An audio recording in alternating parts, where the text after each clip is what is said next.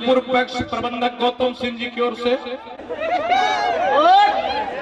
आगना बहार पिया हो चौका पुरवनी अम्माई के न्योता पे ठवनी यही मतलब सुमिरन गाई भक्ति लय गाई तो सुमिरन में भक्ति में भजन के लय बजावे बहनी वाला तब लोग कह के सेटिंग गेटिंग लोग के बढ़िया बा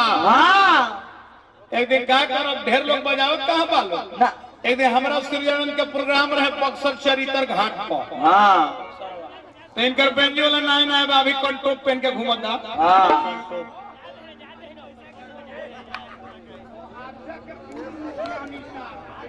अनीता राय जो हाथ के पूर्व मुखिया जी की ओर से 100 रुपया पुरस्कार हार्दिक नमस्कार बात पद प्रतिशत बना रहे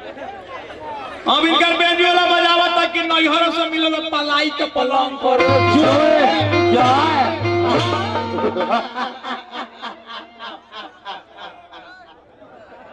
आइए सोचता रहे कि हम खूब जमावले बानी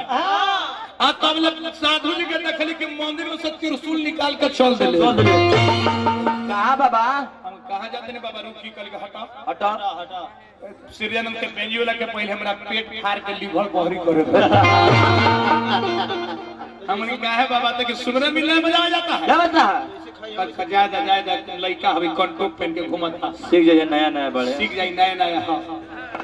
तब माना ले तो कहले कि अब के तो हम पराने ले ले तो साधु जी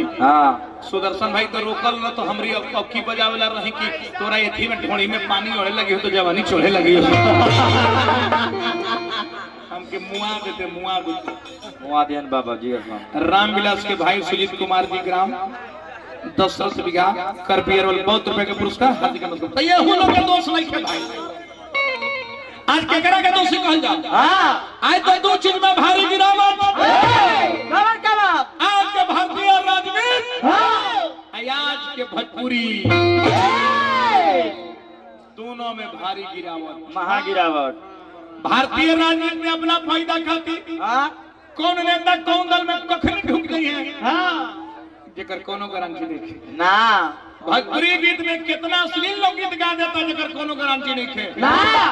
पहले के गीत हो कि बेटी बहन हमारा घर में संगे बैठ के सुने माइक के सुनता आज अकेले सुने में लाज लगे लगे माइक हम लेता हो ईयरफोन डाल के लोग सुनता राम राम राम राम तो केकरा के दोषी का हमार भोजपुरी के धरोहर भिखारी ठाकुर हनुमान पट्टा महेंद्र मिश्र फागू बाबा गैत्री ठाकुर वीरेंद्र धुरा राधा किशोर पहलवान जेकर जेकर नाम लेता दुनिया में केहू नहीं निकल गई हो गई लेकिन इन लोग के बात कहल जाता गीत गावल जाता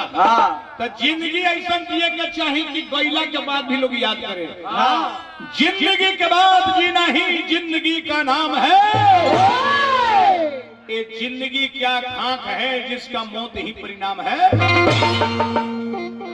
अब के कलाकार गावतार लोग तो 10 दिन में गीत मर जाता खैबा मेहरी के हाथे तो मोटा जाइबो लाना मैया के हाथे खेबे तो टीवी आ जाइबो ना करा बच्चे छोए परी हो ई गीत मर गई लेकिन भोजपुरी गीत में बॉक्स गिरा दो लोग भोजपुरी गीत में गा गा के लोग चल गए बिना पढ़ा लिखा लोग 6-6 फीट के लौंडा ढेला खेती में अब ना मेकअप चले लगा मुर्दा शौख रगौर के मुंह पेंट करे लोग आ वो लोग कैसे गावे आजो गीतिया निमन लगता ये गीत हमार लौंडा सिरजन बाबा जो पूरा मोछले रहे ई पाचरा के गीत हमार सुदर्शन व्यास ऑफिशियल चैनल पे मिली लेकिन दू अंतर मंत्र गाई के बाद हनुमान जी के जय बोलम और वो सब दू गोला सुनेल बेली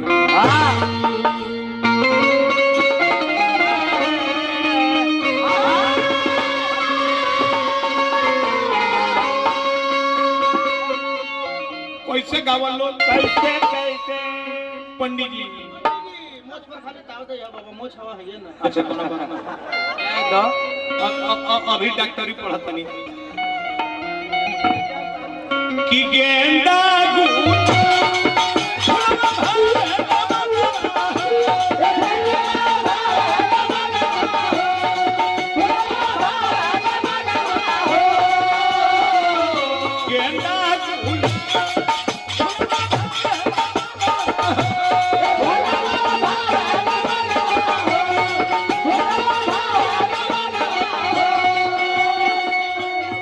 आहो भाई काहे राहुल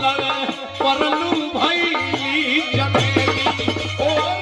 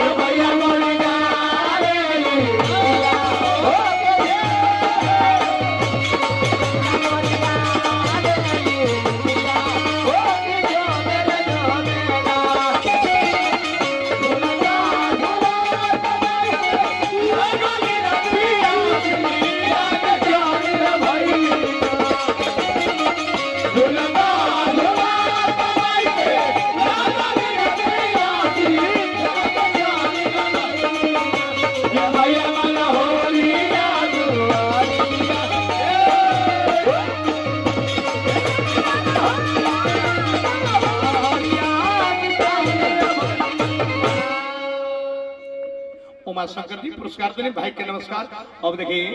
हर बात के पीछे कुछ न कुछ कारण है। और वह सब ठंडा के मौसम में रात्रि में ये प्राकृतिक रात सूते खातिर बनौले बा। हाँ एही जाके बैठल बनी काहे कारण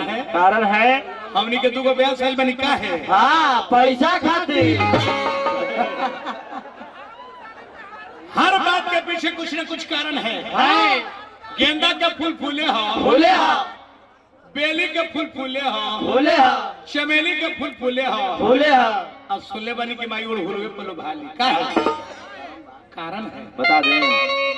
रहे तो आर चंपाया जूही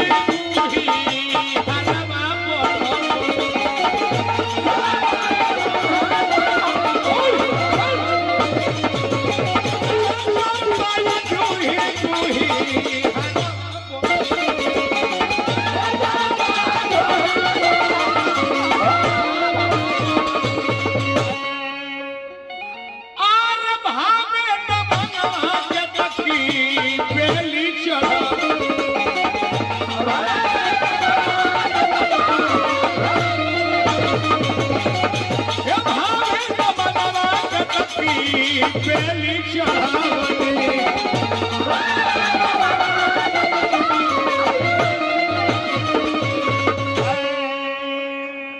मंगा बाबू तेवरा बाजार के माध्यम से पुरस्कार हार्दिक प्रणाम मंगा बाबू। श्री गांव सरविंद यादव जी बहुत रुपए के पुरस्कार देने हार्दिक प्रणाम बा। ए भाई अरे कोहेरा तो रानी भवानी धन के चरण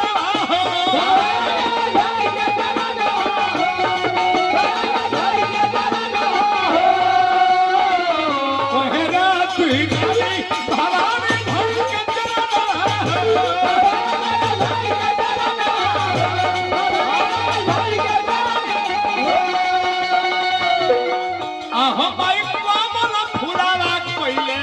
केवन भूलला चमेली ओ रहना देली